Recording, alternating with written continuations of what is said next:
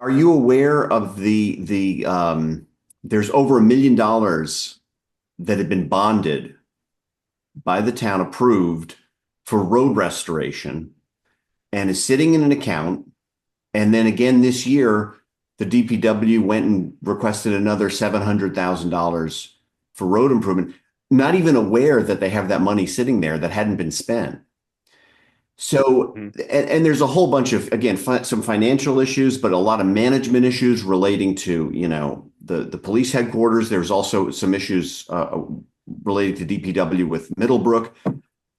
What's your part in trying to, do you just go, well, we have a first selectman, this is their purview, technically, but is it? I think what should happen in situations like that is the Board of Selectmen needs to get involved and address the issue. So whether it's adding agenda item and saying, whether it's it may, I mean, I think the police headquarters is a little bit for, but if it's the roads, for example, we need to talk about it. Let's go over this. Part of the, I think this goes into a little bit of the issue of trying to get information because, if you look what we've been trying to get, or what it appears the Board of Selectmen is trying to get, even just budget to actuals year to date, where are we at? We can't get that. You heard the report of the interim CFO. I'm still not sure about some of these line items, right? Well, we have to have reliable financial information to be able to make decisions on. Um, and so I think the board, if the Board of Selectmen is not getting the information, then it needs to go to that next level, which is again more concrete. Here's what we need. Here's when we need it, and just move forward in that process.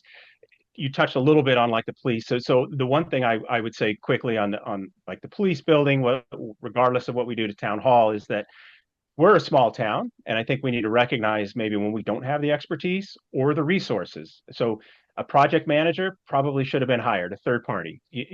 My guess is somebody would see that and go, oh, well, it's X dollar too expensive. But when you look at what it really costs us, it's cheaper to have an expert. It's more efficient, more effective.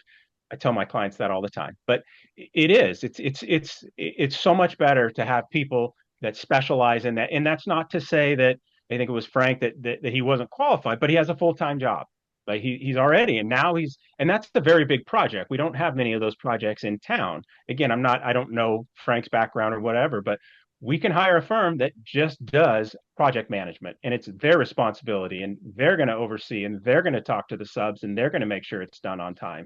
So I think in situations like that, we need to just recognize we're not a large town. We don't have those resources. We need to pay for them and we're going to save money and be better off in the end.